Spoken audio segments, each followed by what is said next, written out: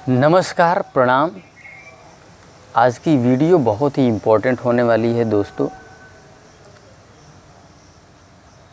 इसके कंसेप्ट को बड़े ध्यानपूर्वक सुनना और समझना, जो कंसेप्ट मैं बताने जा रहा हूँ, क्योंकि ये दोस्तों अनुभव से प्राप्त हुआ है। ये किसी किताबी ज्ञान से नहीं मिला है, ये अनुभव का ज्ञान है। इसलिए इसके कंसेप्ट को अच्छे से टिक के पूरा वीडियो जो है देखना ध्यानपूर्वक। जैसे ही बरसातें शुरू होती हैं, मैं 3 से 4 महीनों की बात करूंगा, ठीक है।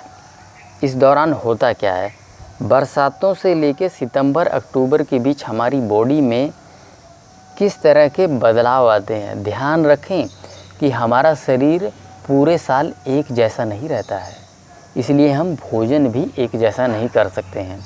ये चीज़ें तो आयुर्वेद में भी लिखी हुई हैं। आयुर्वेद के हमारे ऋषि मुनि जो है ने भी ये बात बताई है, और ये बात मैंने अनुभव भी किया है, तो दोनों चीज़ें एक साथ मिल गई हैं। बरसातें जैसे ही शुरू होती हैं दोस्तों, वैसे ही हमारा जो स्टमक होता है ना दोस्तों, स्टमक में ही एक जठराग्नि होती है, और वही जठराग्नि पचाने का कार्य करती है। बरसातों के बाद एक पित्त सा जमा हो जाता है स्टमक में, वहाँ पे एक लेयर जमा हो जाती है जिसको कहते हैं पित्त, बैड पित्त। मुझे याद आता है अपना 2018 का वो दिन जहाँ से मेरी समस्याएं शुरू हुई थी। वो बरसातों का ही दिन था दोस्तों, और जाते जाते 15 अगस्त वो दिन था जिस दिन समस्या बहुत ज़्यादा मेरी बढ़ गई थी। ऑफिस में था मैं उस वक़्त, और मैं सोच रहा हूँ कि आज तो कोई डॉक्टर मिलेगा नहीं, 15 अगस्त है, छुट्टी है। लेकिन फिर भी मैं गया और एक डॉक्टर मुझे मिला, और हालांकि उस दिन उसने तो कोई दवाइयाँ नहीं दी। नेक्स्ट डे उसने एंडोस्कोपी की, तो उसने बताया अलग अलग चीज़ें, ठीक है, कि आपको गैस्ट्राइटिस है, गैस्ट्रिक है, और एस्पेलोरिया एंड ऑल दैट। वो सारी कहानी तो आपको पता ही है। मैं बस यहाँ आपका ध्यान ये केंद्रित करना चाह रहा हूँ कि मेरी समस्याएं भी इन बरसातों के टाइम में भी शुरू हुआ था। आ गई ना वही पित्त वाली बात। और ये सब कुछ क्या था? बैड पित्त था, बुरा पित्त था, और साथ में मैं दूध भी पीता था। ध्यान रखें इस बात का। एक तरफ पित्त बन रहा हो, दूसरी तरफ आप दूध पी रहे हैं, नहीं चलेगा। आज तो मुझे हर चीज़ का ज्ञान है। बैड पित्त बन भी जाए तो भी कैसे हैंडल करना है उसको अगले दिन, ये सारी बातें मुझे पता है। और ये सारी बातें अगर उस समय मुझे पता होती तो वो जो 2 वर्ष मैंने बुरे वक्त में निकाले हैं, नहीं निकालना पड़ता। परिस्थितियाँ तो आज भी वैसी बनती हैं, क्योंकि ये मौसम बदलता रहता है। लेकिन उन परिस्थितियों में मैं क्यों नहीं फंसता हूँ? क्योंकि मेरे पास ज्ञान है उसे हैंडल कैसे करना है। मैं अगले ही दिन उसे सुधार देता हूँ। जैसे ही बरसातें शुरू होंगी, आपका डाइजेशन वीक हो जाएगा, क्योंकि जठराग्नि पे वो पित्त जम चुका है। ये सबके साथ नहीं होगा। मेरे साथ 30 वर्षों तक क्यों नहीं हुआ? सॉरी, उस समय मैं 28 साल का था। 28 साल तक क्यों नहीं हुआ? 28-29 सालों तक क्यों नहीं हुआ? हुआ तो उसके बाद। तो ज़रूरी नहीं कि ये सबके साथ ही हो जाए, लेकिन ये होता है कहीं ना कहीं, एक स्टेज पे जाके होता है। क्योंकि आयुर्वेद में भी इसीलिए तो लिखा गया है। ये बातें आयुर्वेद में भी आई हैं। जब मैंने आयुर्वेद का अध्ययन किया तो मेरी एक एक बातें उससे मैच हो गई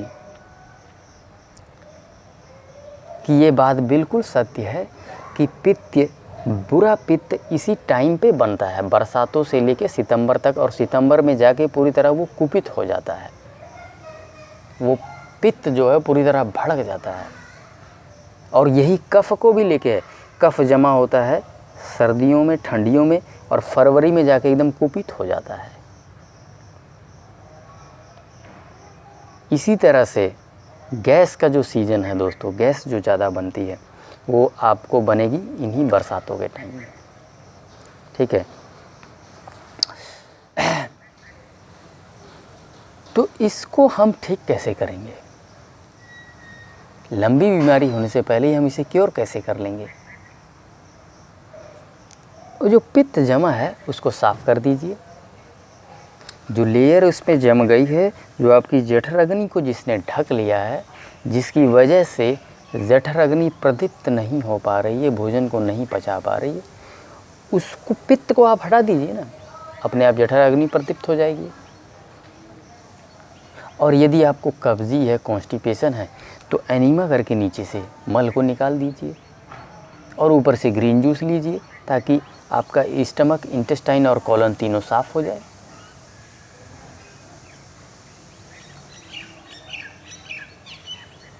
इस तरह से ऐसी चीज़ें, अब जैसे कि मैं बता रहा हूँ, मैं हमेशा अपने गुण और दोषों के अनुसार भोजन करता हूँ। अभी जैसे कि आपको एक चीज़ दिखाना चाहूँगा। 1 लोटा जल मैंने अभी ग्रहण किया है, क्योंकि जैसे ही बरसात हुआ तो मैंने भी देखा कि ये चीज़ हो रही है, क्योंकि ये शरीर हमने इसी प्रकृति से उठाया है। जो प्रकृति में बदलाव आएगा वो इस शरीर में भी आएगा। अब मेरे भीतर क्या दोष बढ़ रहा था, मैं इस बात को देख लिया कि बैड पित्त जमा हो रहा और जठराग्नि बुझ रही है। मैंने इसे कैसे प्रदीप्त किया? जल है, कोसा है, इसको बॉईल किया, थोड़ा इसको फिर ठंडा किया उस लेवल तक कि ये कोसा रहे, और इसमें 1 नींबू डाल के, नमक डाल के इसको पी लिया सुबह सुबह। क्या किया इसने पूरे स्टमक को एकदम साफ़ कर दिया। जो स्टमक है, जो ऊपर वाला पेट का हिस्सा है, जठराग्नि यहीं होती है दोस्तों। अब जठराग्नि की सफाई हो गई है। कल भी मैंने पिया था, ज़बरदस्त, एकदम ह्यूज डिफरेंस, 100% डिफरेंस मैं कल और आज में देखा। इसी तरह से मैं अपने भीतर बढ़ रहे, घट रहे दोषों को बैलेंस करता हूँ।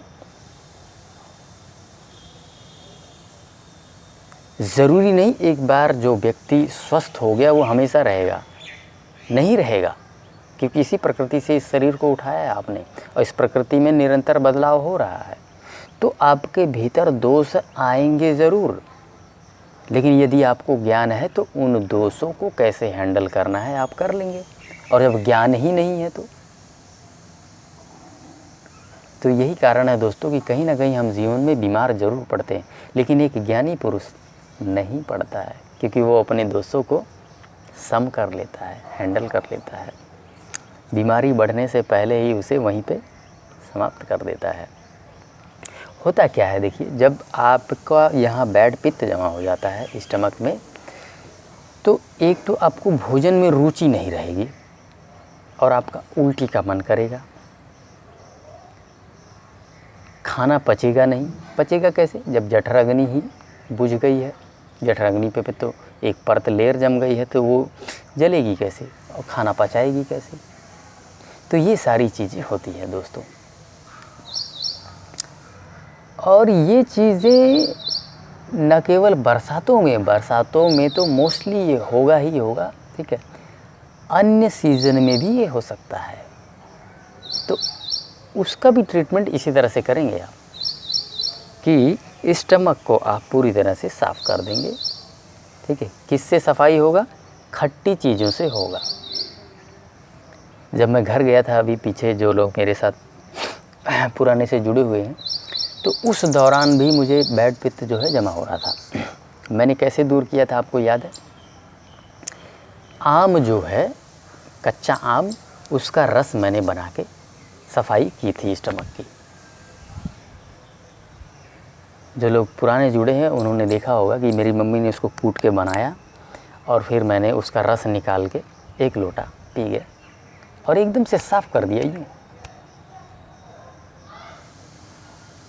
तो इस तरह से दोस्तों हमें जो है ये एक बेसिकली कंसेप्ट था।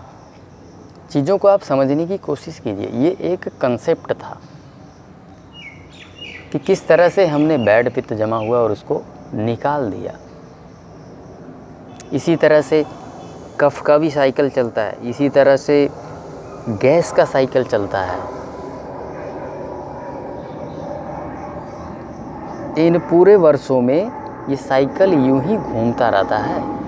कभी कोई दोष बढ़ेगा, कोई दोष घटेगा, कोई बढ़ेगा दोष, कोई घटेगा। आपका काम है उसको सम करना, और जो सम करना सीख गया वही जीवन भर स्वस्थ रह सकता है। और जो सम करना जानता ही नहीं है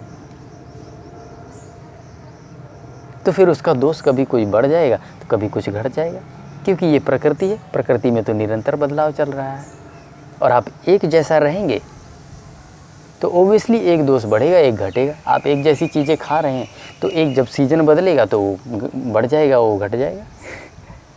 लेकिन ज्ञानी पुरुष क्या करेगा? उसे पता है अगला सीजन कैसे आने वाला है, शरीर में क्या दोष बढ़ रहा है, उस दोष को हैंडल कर लेगा वो। तो चलिए दोस्तों, आज का सेशन यहीं समाप्त करते हैं। बेसिकली मैं आपको एक कंसेप्ट समझाना चाह रहा था और उम्मीद करता हूँ आप उस चीज़ को समझ गए होंगे। धन्यवाद।